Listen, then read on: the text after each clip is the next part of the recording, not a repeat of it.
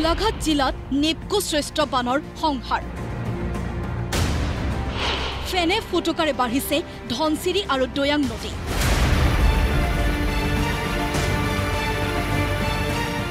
বৃহস্পতিবাৰে নেপকোৰ 4খন radial gate খোলাৰ পিছত হঠাৎ বাঢ়ি অহা পানীয়ে বুঢ়াই পেলালে খুমটাই কেইবাখনো গাঁও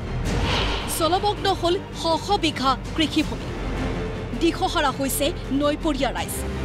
বহুতে বয়বস্তু সামৰি নিৰাপদ ঠাইলৈ ৰাওনা হৈছে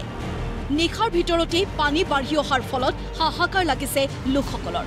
আমাৰ যোৱাকালিৰ পৰা পানী বহুত বৃদ্ধি হৈছে আগত আপোনাৰ কমিছিলে যদিও মানে যোৱাকালিৰ পৰা মানে ক্ৰমান্বয়ে আপোনাৰ ঘণ্টাত মানে 1 ফুট মানকে পানী বৃদ্ধি হৈ আছে এতিয়া এনেকৈ যি গতিত বাঢ়িছে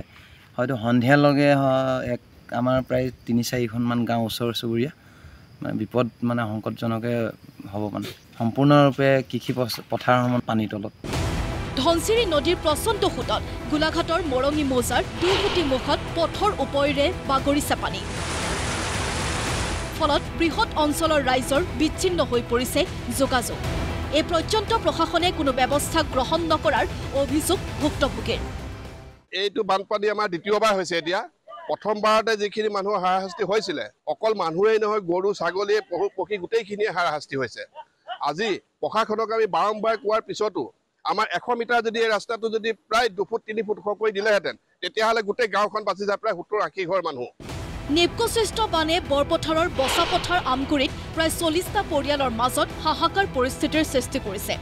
বাঢ়নি পানীয়ে বহু পৰিয়ালৰ খেতি-বাতি নষ্ট কৰাৰ লগতে জলমগ্ন কৰিছে বিস্তীৰ্ণ অঞ্চল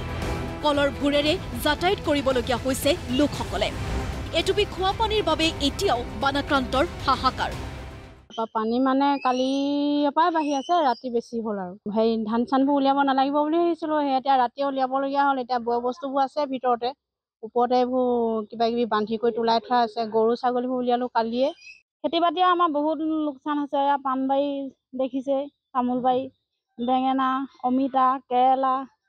মানে সম্পূৰ্ণ আমাৰ খেতি লোকচান আৰু সোনকালে প্ৰশাসনে ব্যৱস্থা নললে পৰিস্থিতি অধিক অৱনতি ঘটাৰ আশংকা ব্যক্ত কৰা গৈছে ব্যুৰো ৰিপৰ্ট প্ৰতিদিন টাইম